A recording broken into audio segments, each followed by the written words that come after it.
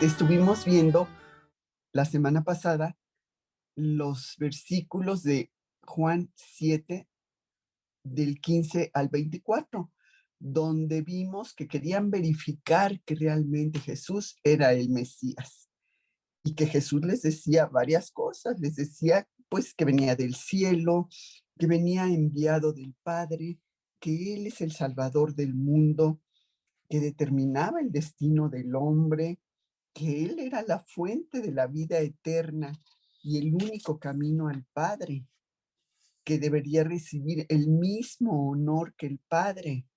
También decía que Él era uno con el Padre, que tenía el poder de levantar de los muertos, que Él era de quien hablaban las escrituras en el Antiguo Testamento, que no tenía pecado, que tenía autoridad en el cielo y en la tierra, que Él podía perdonar pecados, que también tenía autoridad sobre el día sábado, que tanto conflicto les causaba el que Él sanara e hiciera milagros en sábado, que Él podía contestar la oración, que tenía autoridad de realizar oración en su nombre, que Él era más grande que el templo, que Él era el pan de vida, la resurrección y la vida, que era el Mesías y que era el Hijo de Dios. Y vimos las reacciones que tenían muchos de ellos. Una reacción, muchos lo aceptaban, pero también muchos lo rechazaban. Y hoy continuaremos en ese capítulo de Juan 7, pero seguiremos del versículo 35, perdón, 25 al 36, que vamos a ver la reacción a Jesús el Mesías. ¿Qué reacción tuvo la gente ante estas cosas que decía Jesús? Entonces voy a dar gracias. Señor, te queremos dar muchas gracias esta mañana por nuevamente permitirnos la oportunidad de reunirnos en tu nombre para aprender de tu palabra. Te queremos agradecer, Padre, también todas las bendiciones que recibimos de ti cada día. Y te queremos pedir que pues la enseñanza que tú nos quieres mostrar en esta mañana, pues quede clara, no solo en nuestras mentes, sino también en nuestros corazones, Señor. Gracias te damos en el nombre de Cristo Jesús. Amén. Entonces, para empezar, si nos vamos a nuestra Biblia, al capítulo 7, por favor, de Juan, y vamos al versículo 25 y leeremos del 25 al 36. Y leo, perdón, el 25 dice, fíjate, ellos decían, ¿es este el Cristo? Tenían confusión, tenían duda, vamos a ver. Se decían entonces unos de Jerusalén, ¿no es este a quien buscan para matarle? Pues mirad, habla públicamente y no le dicen nada. ¿Habrán reconocido en verdad los gobernantes que este es el Cristo? Pero sabemos de dónde es, mas cuando venga el Cristo, nadie sabrá de dónde sea. Jesús, entonces, enseñando en el templo, alzó la voz y dijo, a mí me conocéis y sabéis de dónde soy, y no he venido de mí mismo, pero el que me envió es verdadero, a quien vosotros no conocéis. Pero yo le conozco, porque de él procedo y él me envió. Entonces procuraban matarle, entonces procuraban prenderle, pero ninguno le echó mano, porque aún no había llegado su hora. Y muchos de la multitud creyeron en él y decían, el Cristo, cuando venga, hará más señales que las que éste hace. Los fariseos oyeron a la gente que murmuraba de él estas cosas, y los principales sacerdotes y los fariseos enviaron alguaciles para que le prendiesen. Entonces Jesús dijo, todavía un poco de tiempo estaré con vosotros e iré al que me envió. Me buscaréis y no me hallaréis, y a donde yo estaré, vosotros no podréis venir. Entonces los judíos dijeron entre sí, ¿a dónde se irá este que no le hallemos? ¿Se irá a los dispersos entre los griegos y enseñará a los griegos? ¿Qué significa esto que dijo? Me buscaréis y no me hallaréis, y a donde yo estaré, vosotros no podréis venir. Todas estas cosas se preguntaba. Y vamos a ir viendo versículo por versículo. Entonces vimos en el estudio pasado que cuando Jesús llegó a la fiesta de los tabernáculos, pues ya nada más faltarían unos pocos meses, unos 6 meses, para que él después regresara a Jerusalén y fuera crucificado. Y de aquí en adelante, de ese momento que él llegó a la fiesta de los tabernáculos en adelante, pues Jesús caminaba bajo esa sombra de la cruz que vendría sobre él. Sus hermanos, como vimos, le instaban a que declarara públicamente en la fiesta de los tabernáculos que él era el Mesías. Y esto lo vimos en el capítulo 7, versículo 2 de mismo Juan, que dice, estaba cerca la fiesta de los judíos, la de los tabernáculos, y le dijeron sus hermanos, sal de aquí y vete a Judea, para que también tus discípulos vean las obras que tú haces, porque ninguno que desea darse a conocer hace algo en secreto. Si estas cosas haces, manifiéstate al mundo, porque ni aun sus hermanos creían en él. Vimos también que la fiesta de los tabernáculos pues conmemoraba los días en que los israelitas habían salido de Egipto y andaban por el desierto y vivían en tabernáculos. Entonces, esta fiesta se celebraba más o menos en los meses de septiembre, octubre nuestros, y era una fiesta muy importante, así como la fiesta de la Pascua y el Pentecostés, la de los tabernáculos también era muy importante. Venía gente de Jerusalén de muchas partes. Y vimos también cómo en esta fiesta pues se construían como tolditos provisionales con ramas y con hojas y vivían en ellos durante el tiempo que duraba la fiesta, que eran una semana.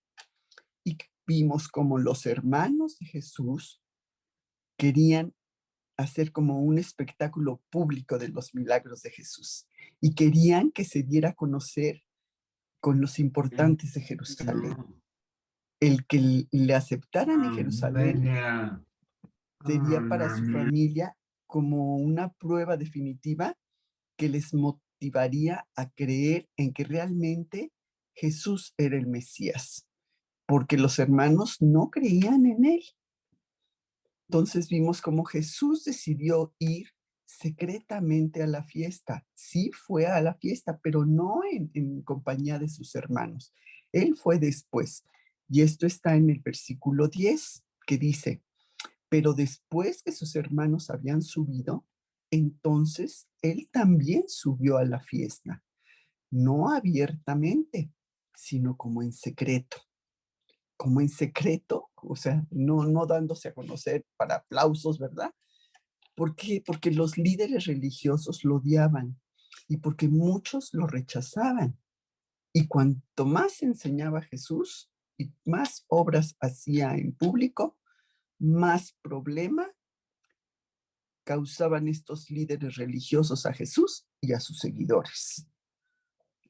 Este viaje que hace Jesús así como en secreto, como dice la palabra, pues está demostrando la discreción máxima que tenía Jesús en oposición a lo que querían sus hermanos, que llegara y se mostrara ahí públicamente. ¿Sí?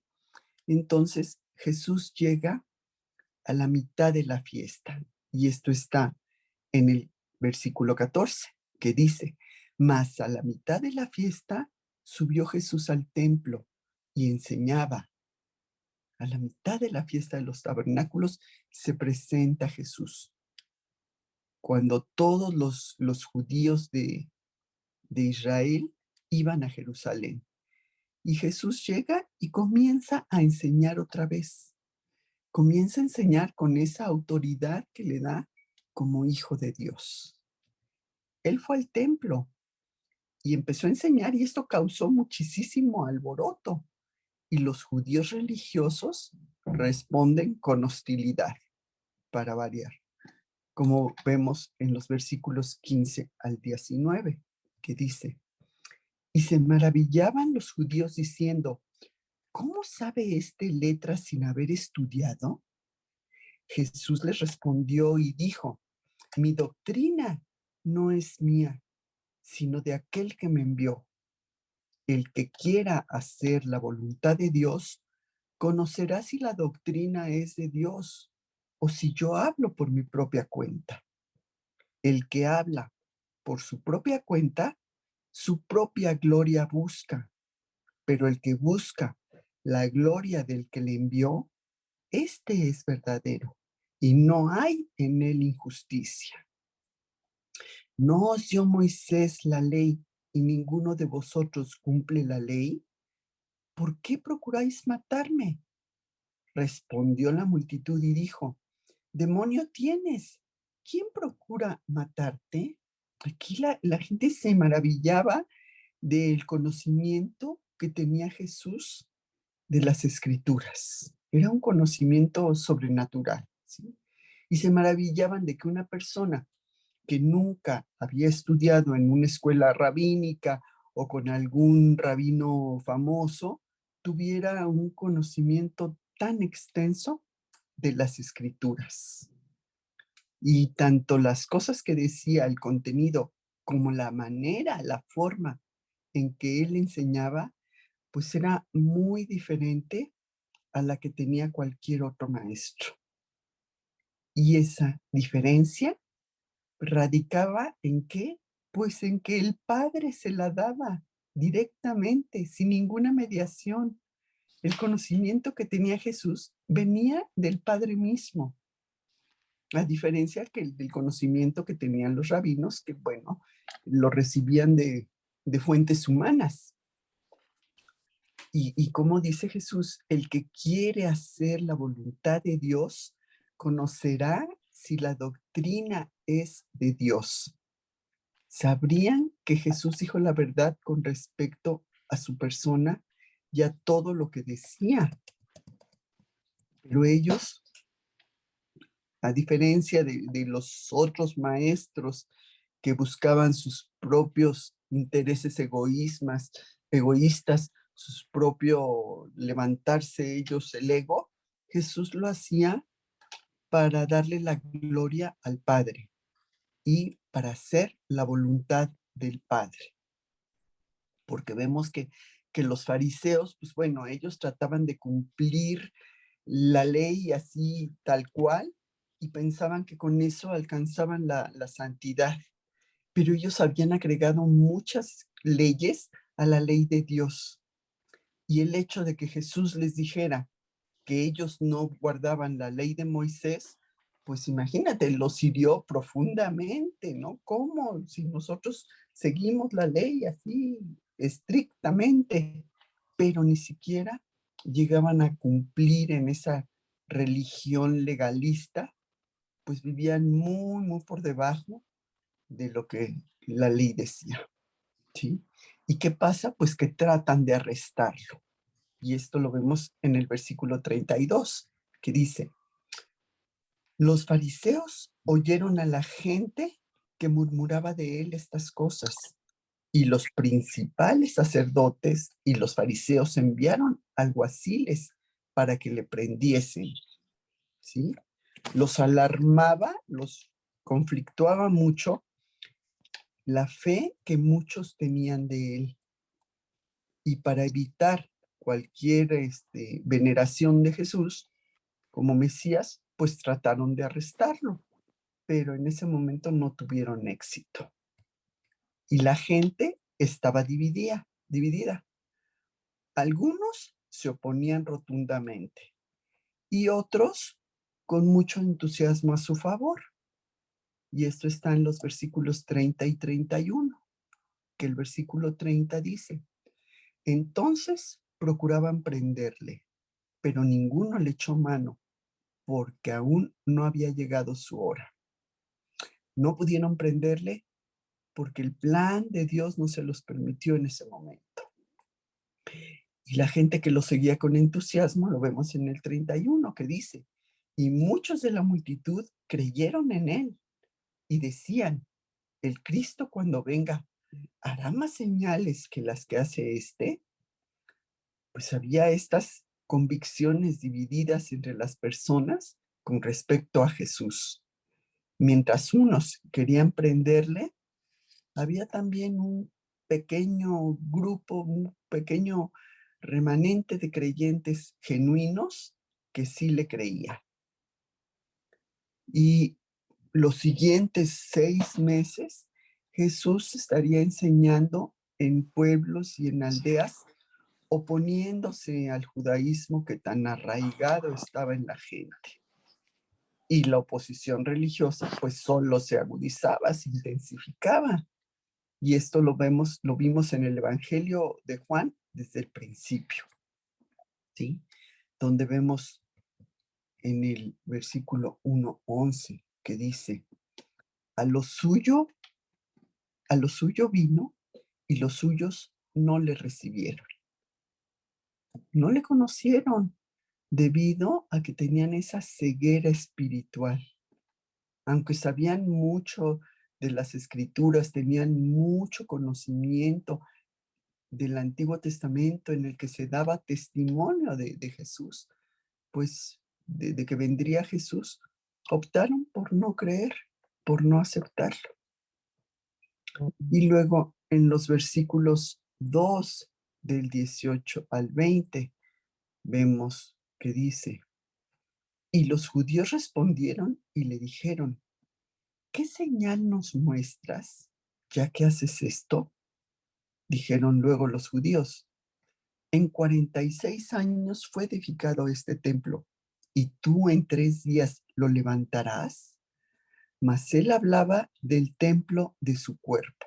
Aquí estamos viendo el pasaje donde Jesús llega y se enoja mucho porque ve que en el templo están haciendo ahí una vendedera de cosas, no están siendo los más honestos al realizar los cambios en la moneda ni en las ventas de las cosas, y hace un azote de cuerdas y los saca del templo, ¿sí?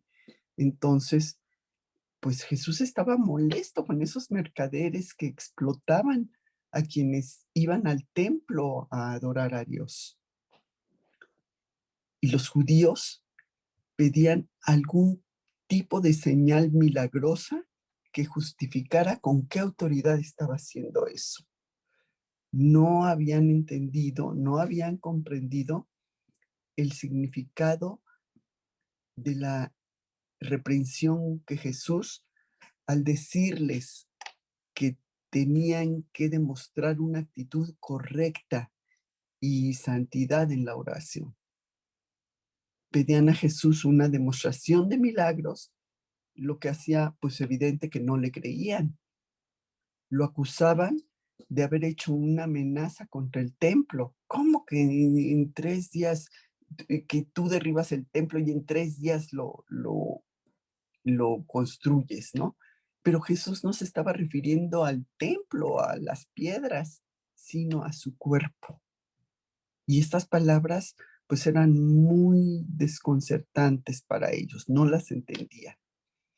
Esto lo entenderían los discípulos ya después en la resurrección de Jesús. Ah, pues sí, a esto se refería Jesús cuando decía que en 3 días lo levantaría.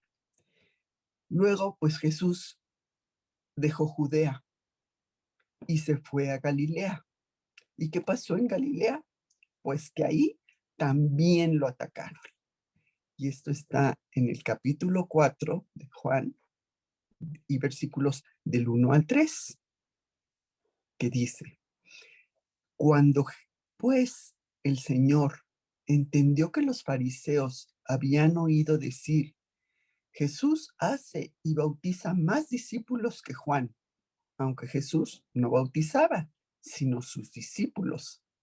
Salió de Judea y se fue otra vez a Galilea y procuraban matarlo.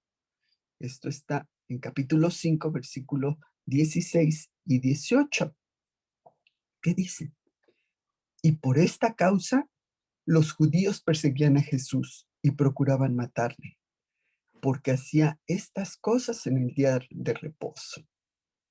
Y el versículo 18 dice, por esto los judíos aún más procuraban matarle, porque no solo quebrantaba el día de reposo, sino que también decía que Dios era su propio Padre, haciéndose igual a Dios.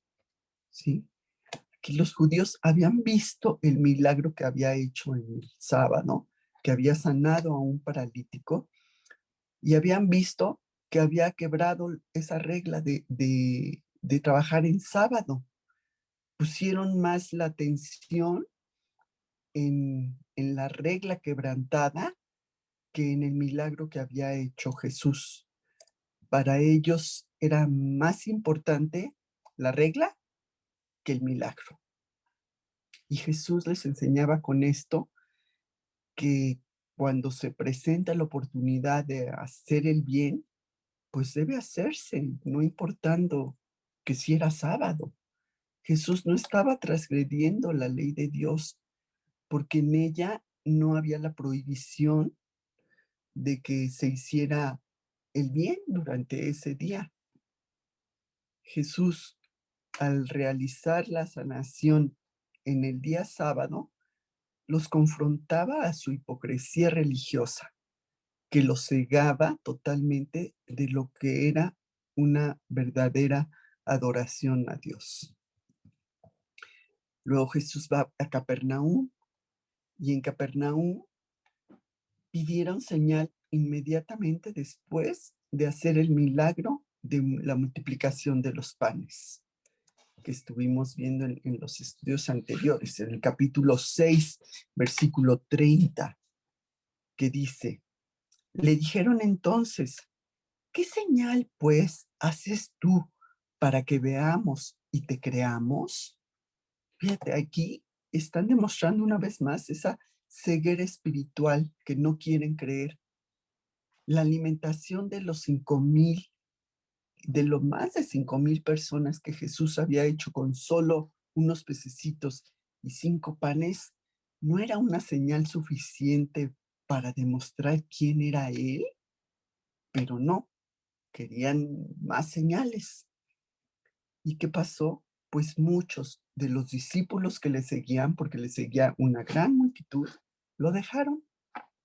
Y nos lo dice en el versículo 60, que dice, al oírlas, estas palabras, muchos de sus discípulos dijeron, dura es esta palabra, ¿quién la puede oír? Y al igual que toda esa multitud en Jerusalén y en Galilea, pues estos también respondieron como con incredulidad y con rechazo hacia Jesús. ¿Y qué pasó? Pues que los discípulos falsos, pues lo dejaron, se fueron. Pero los que realmente creían en él, los verdaderos, sí se quedaron con él. Y aún dentro de este círculo de los discípulos que se quedaron, había oposición. No todos estaban convencidos realmente, ¿no? Siguiéndolos con total devoción. El versículo 64 dice, pero hay algunos de vosotros que no creen, porque Jesús sabía desde el principio quiénes eran los que no creían y quién le había de entregar. Jesús conocía perfectamente el corazón de los hombres, incluso de los discípulos que lo seguían. Sabía perfectamente lo que había realmente en ellos. Y sabía que muchos no creían en él como el Mesías e Hijo de Dios, por lo que pues no se fiaba de ellos. Estos discípulos falsos eran atraídos por las cosas que Jesús hacía, por a ver qué hace Jesús de milagros y a ver qué comida multiplica, pero no lograban entender el verdadero significado de las enseñanzas de Jesús. Pues Jesús ya no iba a Judea, y se quedó en Galilea. Esto está en el capítulo 7, versículo 1 de Juan, que dice: después de estas cosas, andaba Jesús en Galilea, pues no quería andar en Judea, porque los judíos procuraban matarle. Y aquí vemos también, lo vimos anteriormente, del diálogo que tiene con sus incrédulos hermanos. Está en el capítulo 3, versículo 8 de Juan, donde Jesús les dice: el viento sopla de donde quiere y oyes su sonido, mas ni sabes de dónde viene ni a dónde va.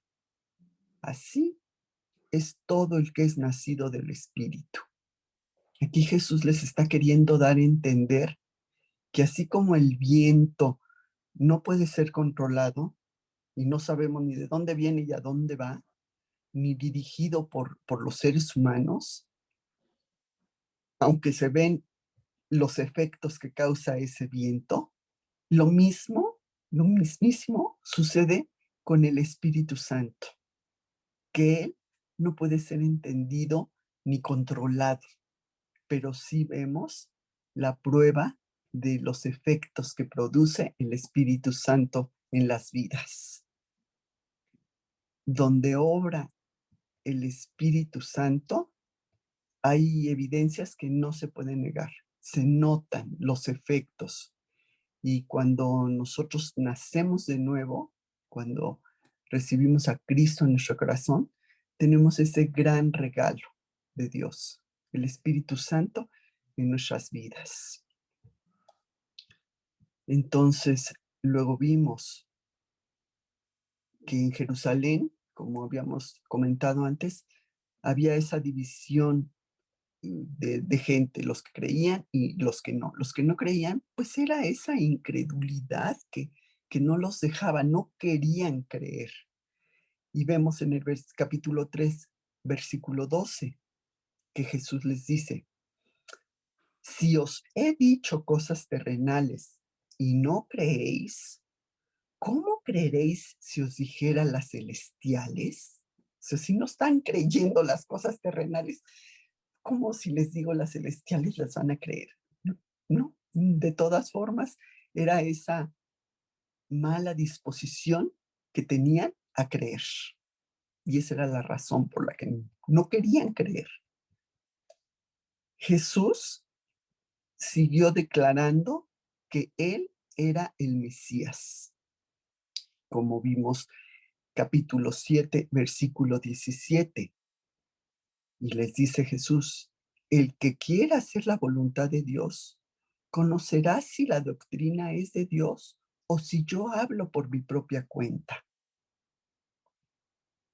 Quienes realmente tienen un compromiso a creerle a Jesús, a hacer la voluntad de Dios, pues son guiados por el Espíritu Santo que hace que crean realmente en Él.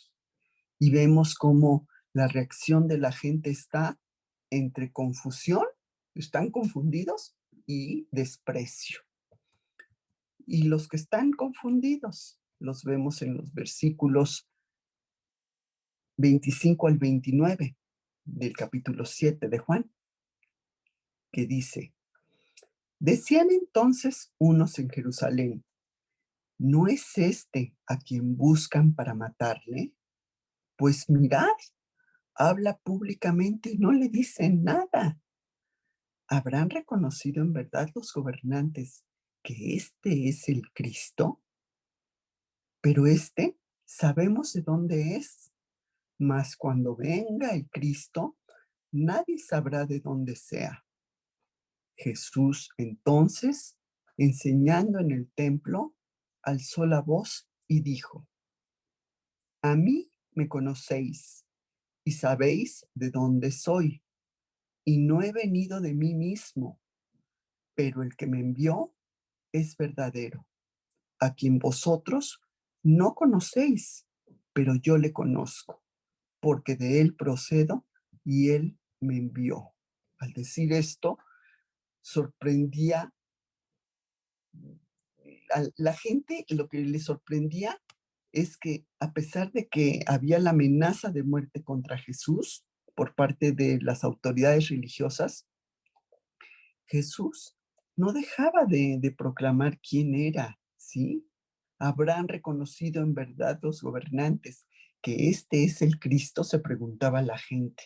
Oye, ¿y por qué no le hacen nada si las cosas que está diciendo, si está esa amenaza de muerte contra él? Las multitudes pues tenían mucha confusión e incertidumbre sobre quién era Jesús y qué era lo que debían hacer con él. En realidad, no tenían esas convicciones firmes sobre la identidad de Jesús. Tenían dudas y tenían incredulidad.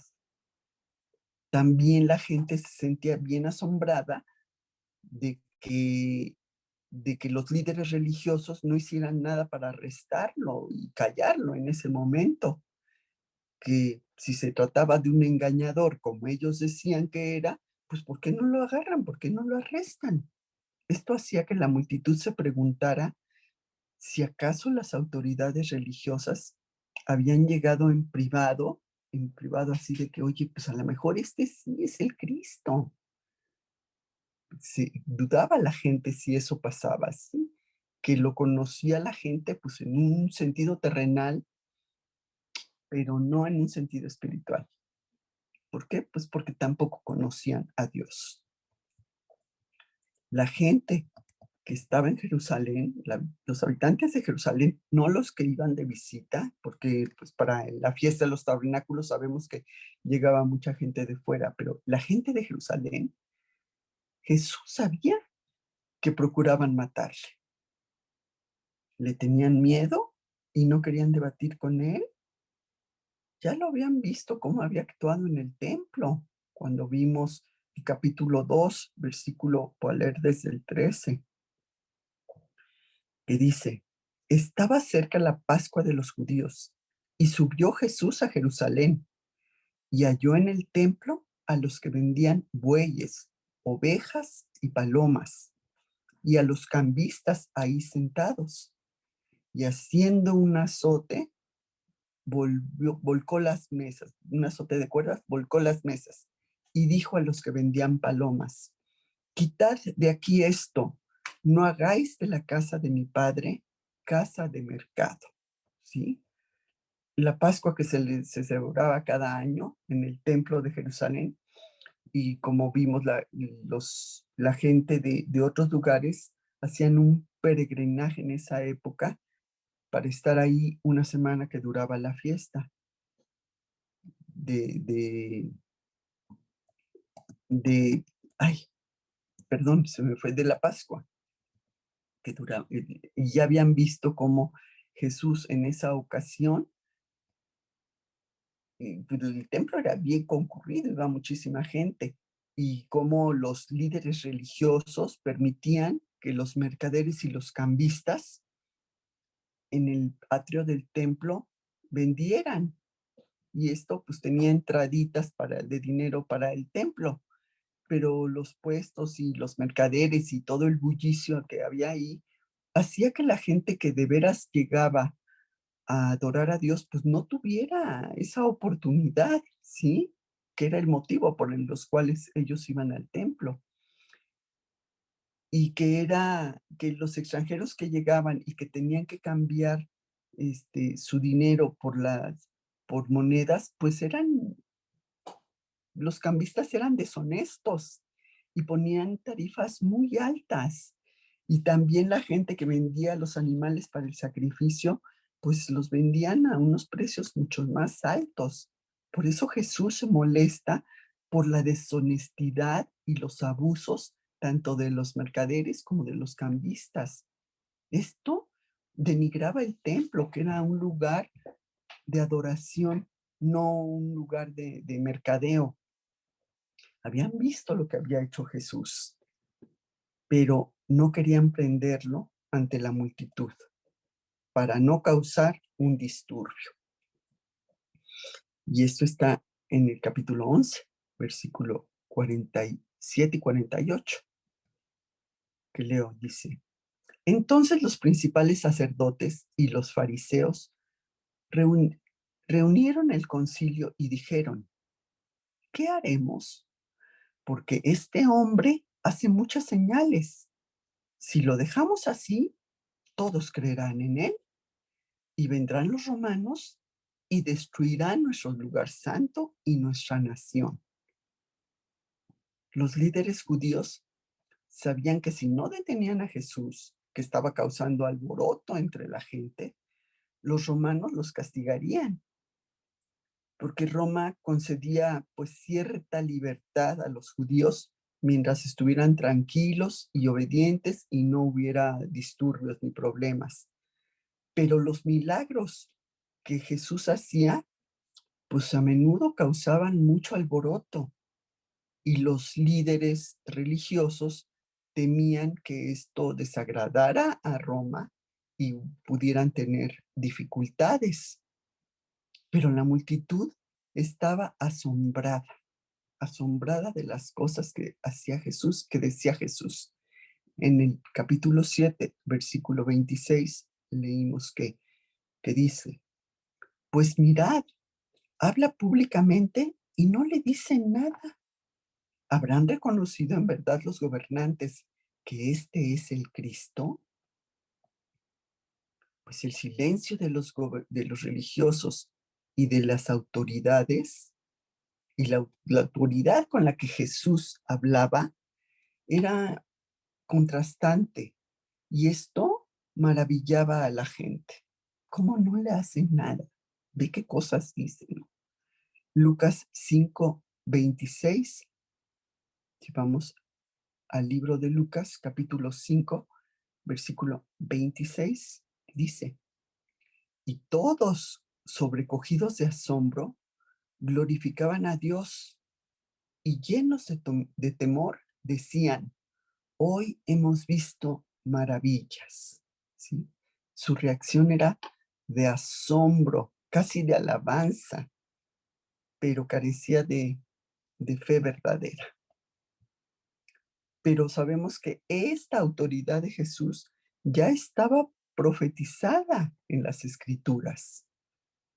En el libro de Isaías, capítulo 50, versículos del 7 al 9, dice: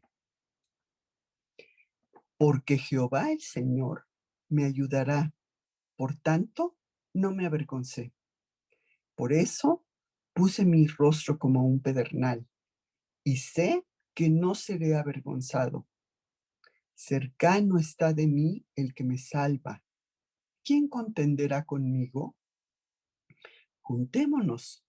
¿Quién es el adversario de mi causa? Acérquese a mí. He aquí que Jehová el Señor me ayudará. ¿Quién hay que me condene? He aquí que todos ellos se envejecerán como ropa de vestir. Serán comidos por la polilla. Jesús estaba tan seguro de la ayuda del Señor que se mantuvo firme ante cualquier agresión y penalidad que enfrentara, sin importar cuánto maltrato o repudio sufriera. Y los apóstoles mostrarían ese mismo poder. Y esto está en Hechos 4:31. Hechos 4:31, que dice: cuando hubieron orado, el lugar donde estaban congregados tembló y todos fueron llenos del Espíritu Santo y hablaban con denuedo la palabra de Dios. ¿Sí? Hablaban con denuedo, con valor, a pesar del rechazo que tuvieran o del ataque que recibieran. ¿Sí?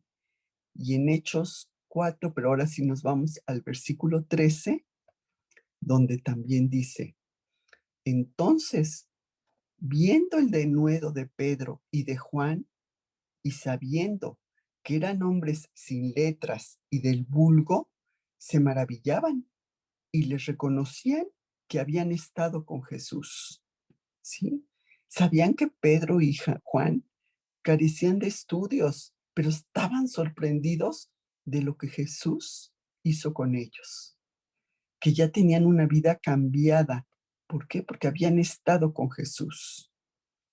Vemos ese mismo poder en Pablo, en Hechos 9, 26 al 29, que nos dice: cuando llegó a Jerusalén, trataba de juntarse con los discípulos, pero todos le tenían miedo, no creyendo que fuese discípulo. Entonces Bernabé, tomándole, lo trajo a los apóstoles y les contó cómo Saulo había visto en el camino al Señor, el cual le había hablado, y cómo en Damasco había hablado valerosamente en el nombre de Jesús. Y estaba con ellos en Jerusalén, y entraba y salía, y hablaba denodadamente en el nombre del Señor, y disputaba con los griegos, pero estos procuraban matarle.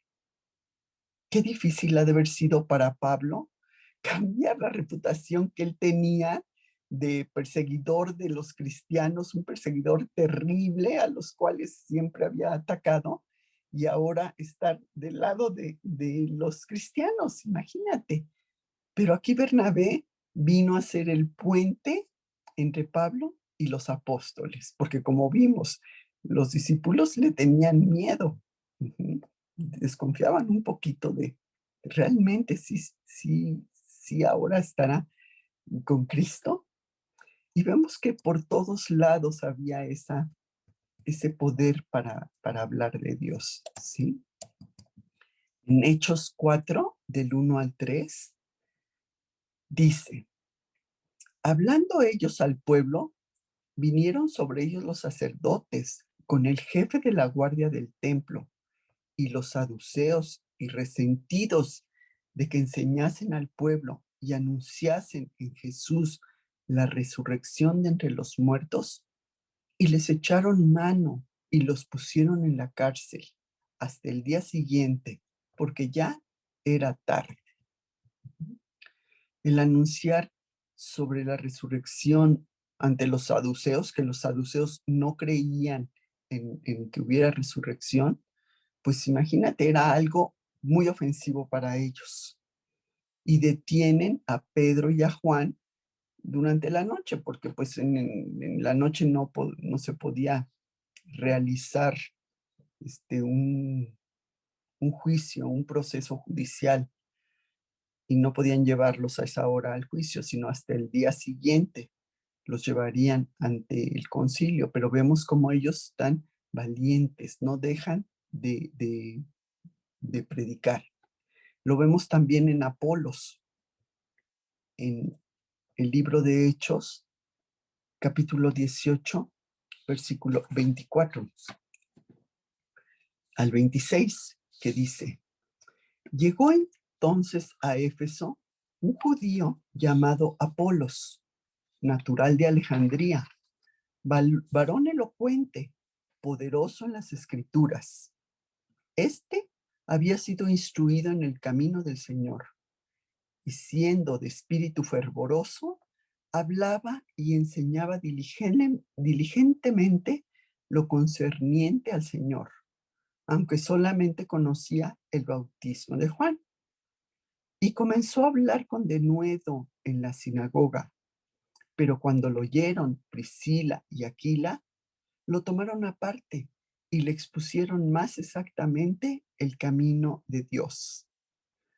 Apolos se había convertido en un predicador muy, muy eficaz, ¿sí? Conocía las escrituras, y ese conocimiento y la elocuencia que tenía le permitió, pues, derrotar a los opositores judíos que se le oponían a él. Vemos también en Éfeso ese poder de la palabra, en Hechos 19:8. Hechos 19:8, que dice: y entrando Pablo en la sinagoga, habló con denuedo por espacio de 3 meses, discutiendo y persuadiendo acerca del reino de Dios. Y en Efesios 6, 18 al 20 también vemos que dice, orando en todo tiempo, con toda oración y súplica en el Espíritu, y velando en ello con toda perseverancia y súplica por todos los santos y por mí, a fin de que al abrir mi boca me sea dada palabra para dar a conocer con denuedo el misterio del Evangelio, por el cual soy embajador en cadenas, que con denuedo hable de él como debo hablar. Pablo está pidiendo oración para tener denuedo, tener valor para seguir proclamando el Evangelio a los no salvos, no importándole el costo. Aquí fíjate cómo no está pidiendo, él está en la cárcel y no está pidiendo por su bienestar personal, porque me saquen de la cárcel. Está pidiendo tener valor para seguir hablando el Evangelio, sin importarle las consecuencias ni en dónde esté. Luego, en Filipenses 1:20, donde dice Pablo, conforme a mi anhelo y esperanza de que en nada seré avergonzado, antes bien, con toda confianza, como siempre, ahora también será magnificado Cristo en mi cuerpo, o por vida o por muerte. Para Pablo, la vida era hablar a otros acerca de Cristo y ser semejante a Él. Por eso decía con confianza que morir sería mejor que vivir, pues porque al morir se libraría de todos los ataques y problemas que tenía en el mundo y vería a Cristo cara a cara. Tenía esa confianza respecto a la promesa de Cristo. Y en Primera de Tesalonicenses 2:2, que dice,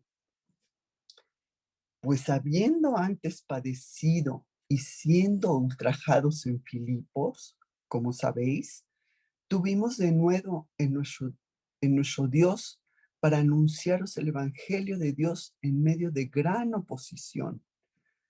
Pablo había estado con Silas en Filipos y habían recibido un trato, pero tremendo, ¿sí? Un sufrimiento, habían sido azotados, habían sido encarcelados, los maltrataron con acusaciones falsas y les habían puesto castigos tremendos.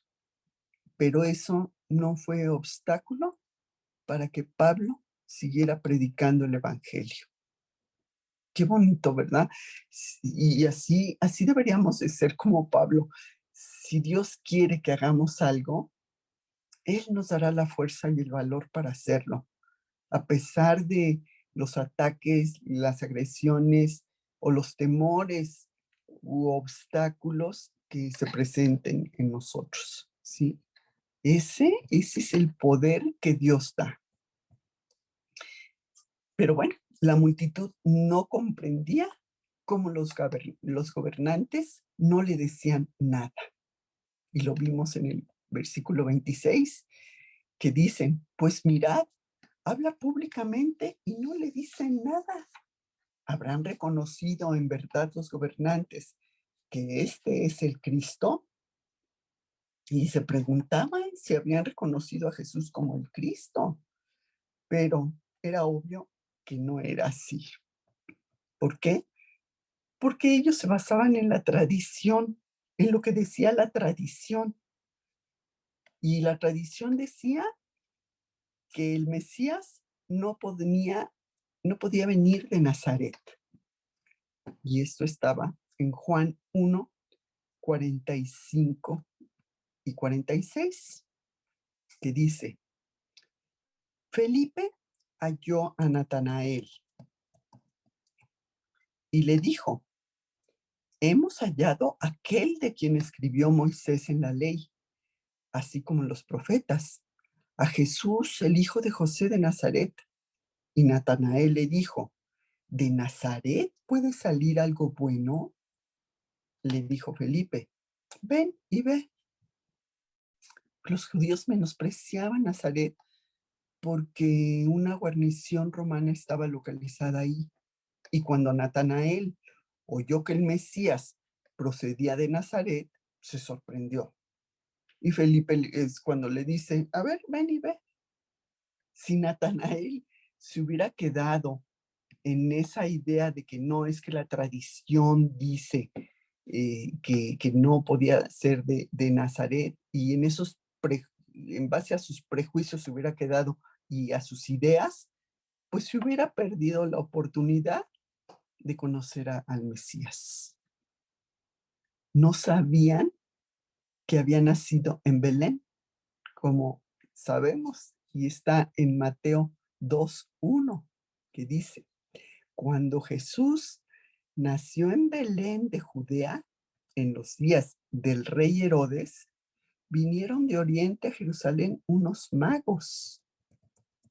Belén era un pueblito pequeño al sur de Jerusalén, y José y María sabemos que se encontraban en Belén cuando Jesús nació, en lugar de Nazaret, su ciudad de origen.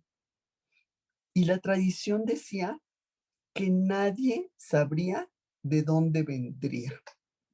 Y esto estaba en Malaquías 3:1, que dice, he aquí, yo envío mi mensajero, el cual preparará el camino delante de mí, y vendrá súbitamente a su templo el Señor a quien vosotros buscáis, y el ángel del pacto a quien deseáis vosotros.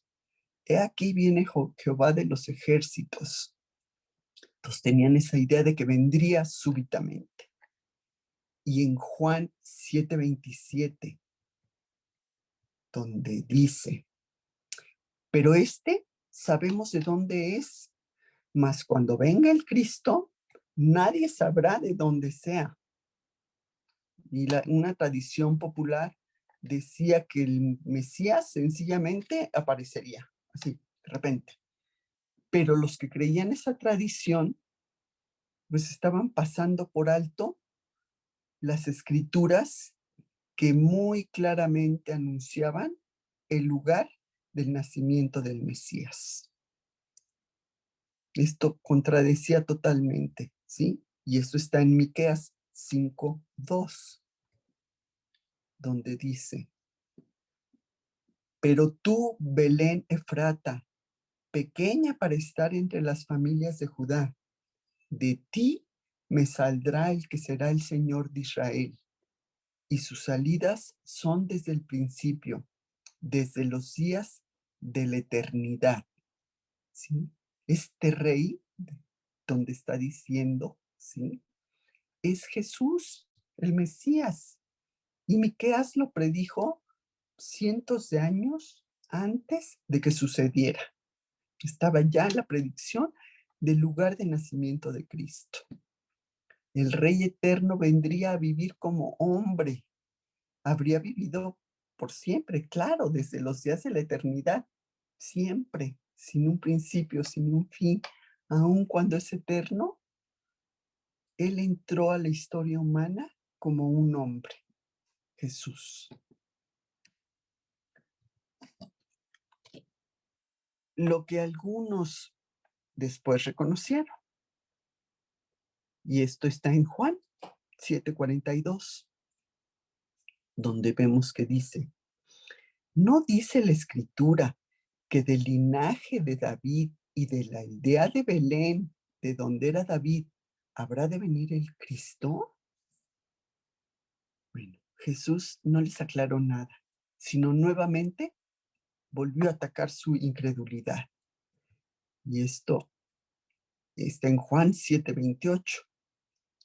Jesús entonces, enseñando en el templo, alzó la voz y dijo, a mí me conocéis y sabéis de dónde soy, y no he venido de mí mismo, pero el que me envió es verdadero, a quien vosotros no conocéis. Aquí él quiso darles a entender que contrario a lo que ellos pensaban, en realidad no tenían ni idea, no tenían un entendimiento verdadero de quién era Él. Lo conocían en un sentido terrenal, ¿sí? Pero no lo conocían en un sentido espiritual. ¿Por qué? Porque tampoco conocían a Dios. Irónicamente les dice que ellos dicen saber de dónde viene, pero que Él viene del Padre, a quien ellos no conocen. Juan 8:42. Jesús entonces les dijo: si vuestro Padre fuese Dios, ciertamente me amaríais, porque yo de Dios he salido y he venido, pues no he venido de mí mismo, sino que Él me envió. Aquí esta frase niega que Dios sea el verdadero Padre de ellos. No lo conocían, ¿sí? Si lo fuera, tendrían amor también por el Hijo, también tendrían amor por Jesús. No lo estarían rechazando ni atacando. Los está llamando ignorantes del Dios verdadero, a pesar de que tienen tanto conocimiento. Romanos 9:4. Que son israelitas, de los cuales son la adopción, la gloria, el pacto, la promulgación de la ley, el culto y las promesas. Los israelitas veían la elección de Israel por Dios como una adopción. No lo merecían, ni tenían derecho a hacerlos. Aún así, Dios los adoptó, como lo hace con nosotros también. No lo merecemos, ¿sí? No tenemos derecho a hacerlo, pero aún así Dios nos adopta por su gran misericordia. Y Romanos 2:17-20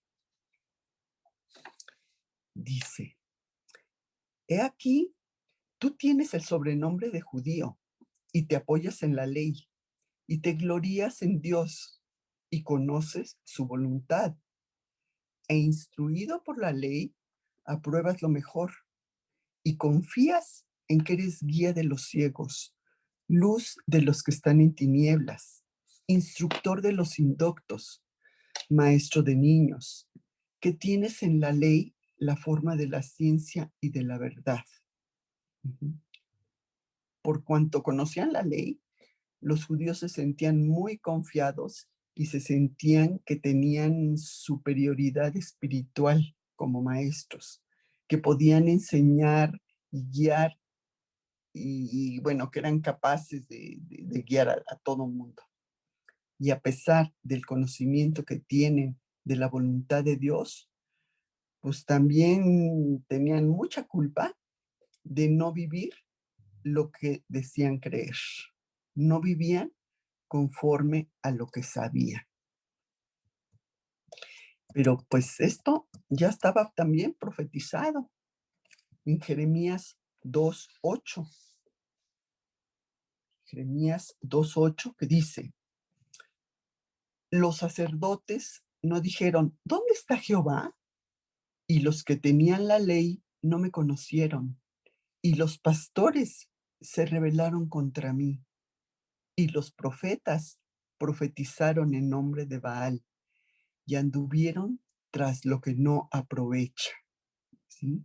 Baal era un dios pagano de la fertilidad y su adoración incluía pues sacrificios y prostitución sagrada, y los sacerdotes que no conocían en realidad al Señor, a Dios, siguieron este culto idólatra. ¿Y cuántas veces el Señor les dijo que se alejaran de esas idolatrías y que voltearan a Él, y no lo hacían? Y Oseas 4:6, que dice: mi pueblo fue destruido porque le faltó conocimiento. Por cuanto desechaste el conocimiento, yo te echaré del sacerdocio. Y porque olvidaste la ley de tu Dios, también yo me olvidaré de tus hijos. Puesto que habían rechazado la instrucción del Señor, Israel ya no sería como el sacerdote para bendecir a las naciones, ¿sí? Comenzaron a adorar otros dioses, dioses de los cananeos, y pues los falsos sacerdotes se fueron con esos falsos dioses. Y Romanos 10:2, que dice, porque yo les doy testimonio de que tienen celo de Dios, pero no conforme a ciencia, ¿sí? Estaban ciegos ante la clara verdad. Pero Jesús sí conocía bien al que lo envió. Juan 7:29, donde Jesús dice, pero yo le conozco porque de él procedo y él me envió. La división que hubo en la gente que sí creía y en los que no creían. Y vemos Juan 7:30 al 32, que dice, entonces procuraban prenderle, pero ninguno le echó mano, porque aún no había llegado su hora. Y muchos de la multitud creyeron en él y decían, el Cristo cuando venga, ¿hará más señales de las que hace este? Los fariseos oyeron a la gente que murmuraba de él estas cosas, y los principales sacerdotes y los fariseos enviaron alguaciles para que le prendiesen, pero aún no ha llegado su hora. Esta era la razón por la que no pudieron prenderle en ese momento. Aún no había llegado su hora. El plan soberano que tenía Dios no lo permitió. Y enfurecidos procuraron prenderle, pero Dios tenía el plan perfecto y nada lo iba a cambiar. Efesios 1:11, donde vemos ese plan de Dios. En él asimismo tuvimos herencia, habiendo sido predestinados conforme al propósito del que hace todas las cosas según el designio de su voluntad. Esta última frase, del que hace todas las cosas según el designio de su voluntad. Antes que la tierra fuera formada, Dios determinó en su soberanía que cada pecador elegido, sin importar cuál útil fuera o inútil o merecedor o no merecedor, fuera hecho justo al confiar en Cristo. El propósito de Dios es ofrecer la salvación al mundo, como lo planeó muchísimo tiempo atrás. ¿Por qué? Porque Dios es soberano. Y en Juan 8:20 dice, estas palabras habló Jesús en el lugar de las ofrendas, enseñando en el templo, y nadie le prendió, pues aún no había llegado su hora. Dios pondría el momento en el que debería de ser. El tiempo de Dios era exacto. Juan 12:27, donde Jesús dice, ahora está turbada mi alma. ¿Y qué diré? Padre, sálvame a esta hora, mas para esto he llegado a esta hora. Aquí vemos cómo Jesús sabía lo que le aguardaba, sabía que vendría la crucifixión y como humano sentía angustia. Sabía que debía cargar por todos los pecados del mundo y sabía que estaría separado del Padre en esos momentos. Y deseaba pues liberarse de esa muerte horrible, pero sabía que Dios lo había enviado al mundo a morir por nuestros pecados en nuestro lugar. Y Jesús obedeció al Padre. Juan 13:1. Antes de la fiesta de la Pascua, sabiendo Jesús que su hora ha llegado para que pasase de este mundo al Padre, como había amado a los suyos que estaba en el mundo, los amó hasta el fin. También está esta última frase, como había amado a los suyos que estaban en el mundo, los amó hasta el fin. Jesús en esos momentos sabía que uno de sus discípulos lo traicionaría, que otro lo negaría y que todos lo abandonarían durante ese tiempo de su pasión. Y aún así los amó hasta el fin. Dios nos conoce completamente, así como Jesús conocía a sus discípulos y conocía perfectamente sus corazones y sabía lo que iba a pasar y lo que iban a decir y lo que iban a hacer. Así igual conoce de nosotros los pecados que cometimos y los que cometeremos, porque seguro que los vamos a cometer, ¿sí?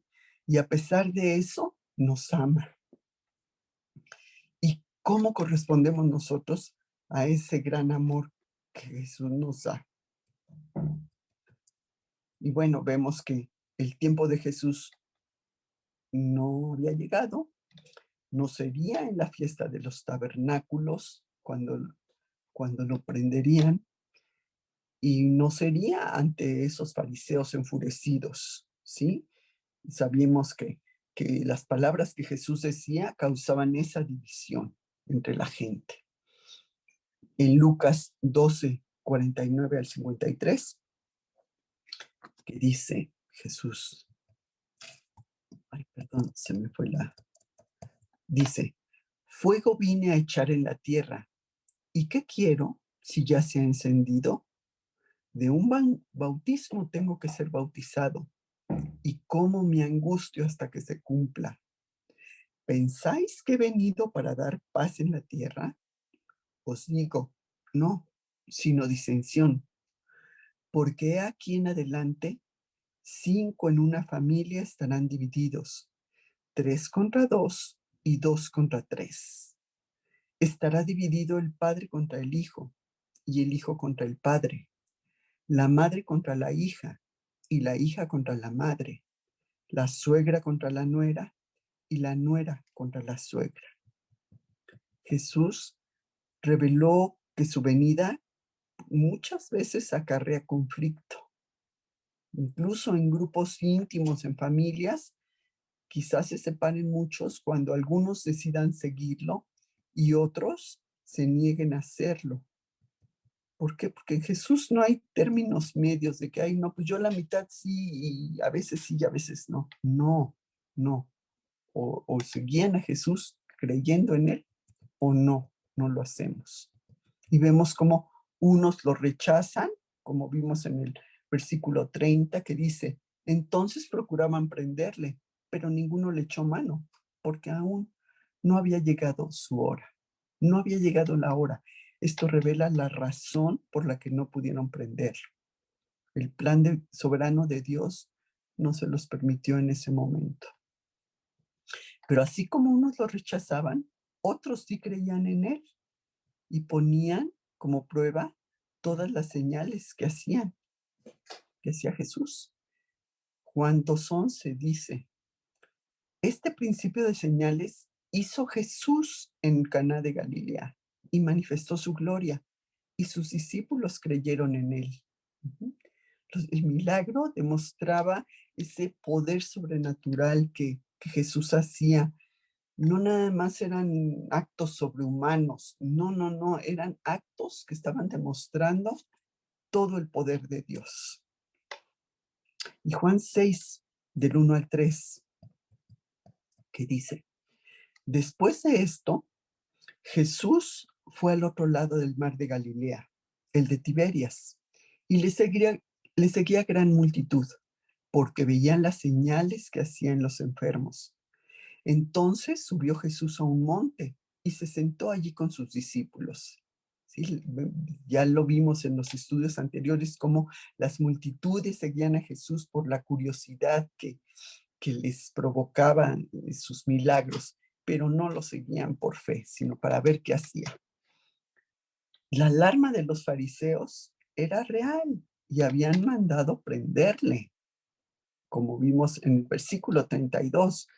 Los fariseos oyeron a la gente que murmuraba de él estas cosas, y los principales sacerdotes y los fariseos enviaron alguaciles para que le prendiesen. ¿Sí? Vimos que querían agarrarlo, arrestarlo.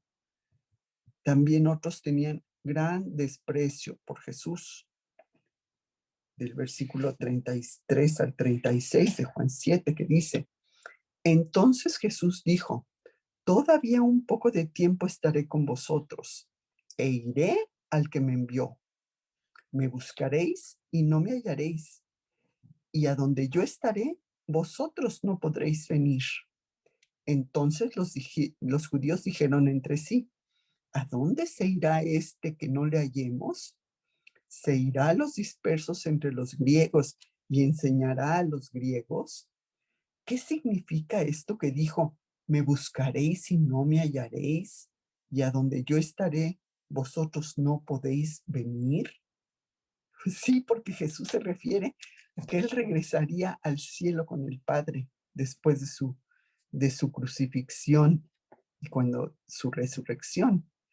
Y aquí nuevamente les resalta la ignorancia se resalta la ignorancia que los judíos tienen acerca de lo que está diciendo Jesús. Y Jesús sigue hablando. Pues aunque mandaron alguaciles para arrestarlo, vimos que nadie lo podía detener. En los versículos 45 y 46, los alguaciles vinieron a los principales sacerdotes y a los fariseos, y estos les dijeron: ¿Por qué no les habéis traído? Los alguaciles respondieron: Jamás hombre alguno ha hablado como este hombre. ¿Sí? Aquí fallaron en el intento de arrestar a Jesús porque se vieron confrontados con la persona que era Jesús y con la poderosa enseñanza. Había tocado sus corazones, por eso no lo habían podido llevar.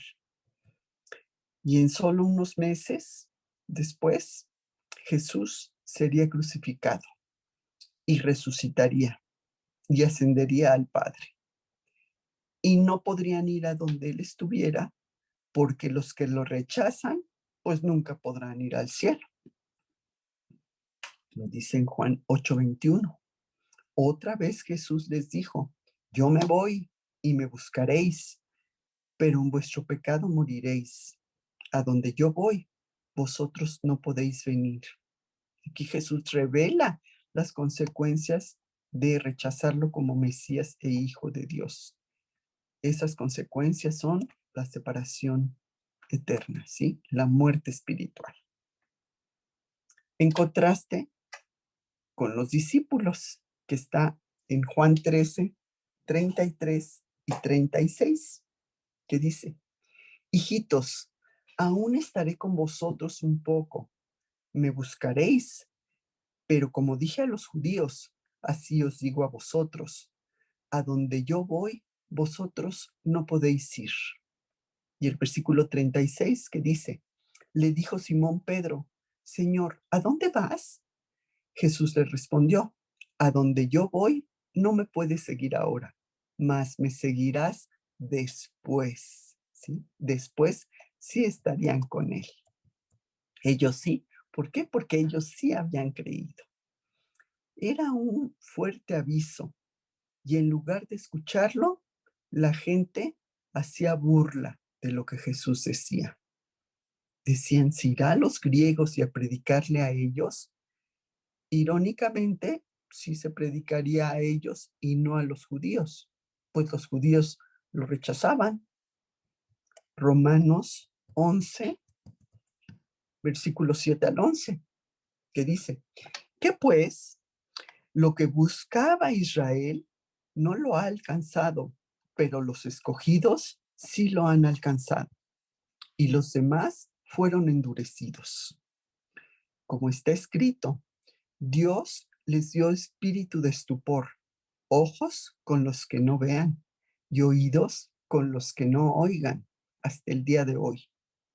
Y David dice, se ha vuelto su convite en trampa y en red, en tropezadero y en retribución. Se han oscurecido sus ojos para que no vean, y agóbiales la espalda para siempre. Digo pues, ¿han tropezado los de Israel para que cayesen? En ninguna manera, pero por su transgresión vino la salvación a los gentiles, para provocarlos a celos, ¿sí? Los que no creían fueron endurecidos.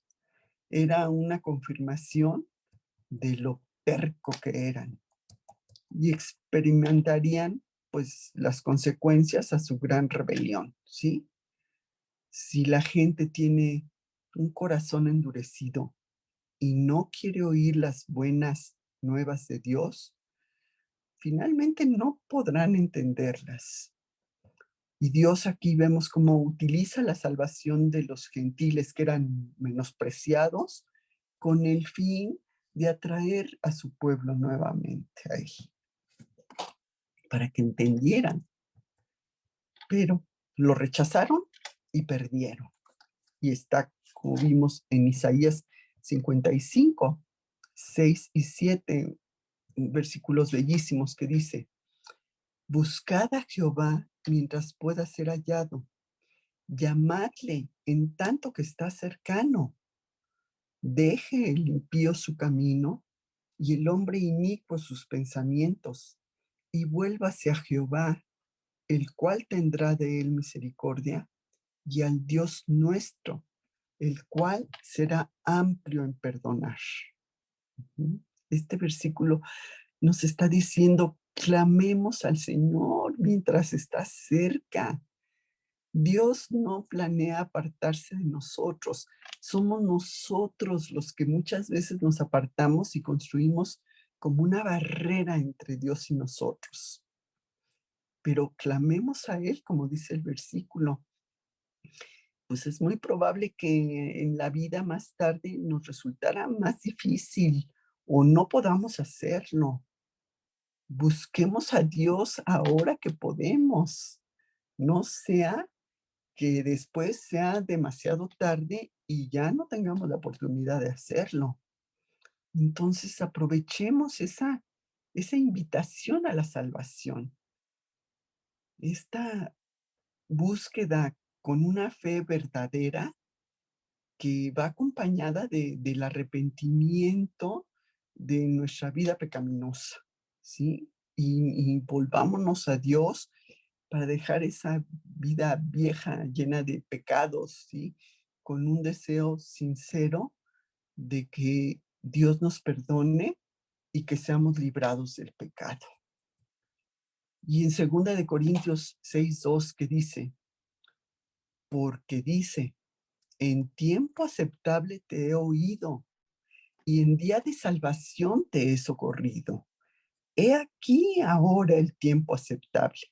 He aquí ahora el día de salvación. Ahora Dios ofrece esa salvación a todo el mundo, pero mucha gente aplaza esa decisión por Cristo, pensando en que no, ahorita no, mejor luego, mejor cuando ya esté viejo, mejor ahorita quiero disfrutar la vida, lo que el mundo me ofrece, ¿verdad? Y ya después no entienden que realmente con Jesús es cuando realmente tienes gozo en tu vida, cuando realmente tienes paz, y que no es esperarte a después, a que estés viejo o a que estés enfermo o a que no tengas otra situación. No, es ahora el día de salvación. No hay tiempo como el presente para recibir el perdón de Dios. Y no permitamos que otras cosas nos distraigan y nos dificulten el venir a Cristo, porque no sabemos si vamos a tener oportunidades después. Y va de por medio el lugar en donde estemos cuando partamos.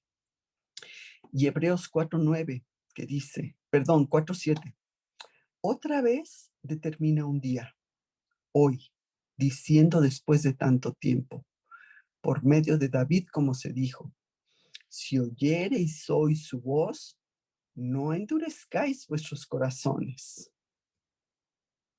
La oportunidad de venir a Dios, de aceptar a Cristo, es abierta, ¿sí? Todavía no es demasiado tarde. Hoy es el mejor momento que hay para hallar esa paz con Dios. Como decíamos, mañana puede ser demasiado tarde. No sabemos qué pasará. Y así, pues tú también ven a Él hoy, hoy.